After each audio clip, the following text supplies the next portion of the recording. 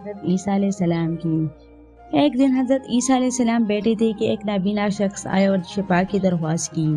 حضرت عیسیٰ علیہ السلام نے اس شخص کی آنکھوں کو چھوا اور کہا، تمہاری ایمان نے تمہیں شفا بخشی ہے۔ فوراً ہی آدمی دیکھ سکتا تھا۔ چنانچہ اس معجزے کی خبر تیزی سے پھیل گئی اور جلد ہی ایک ہجوم حضرت عیسیٰ علیہ السلام کے گرد جمع ہو گیا۔ ایک عورت جو اپنی بیمار بیٹی کو ٹھیک کرنے کے لیے بے چین تھی، یہ خبر سن کر ہجوم کو دھکیل کر حضرت عیسیٰ علیہ السلام کی چادر کو چھونے لگی۔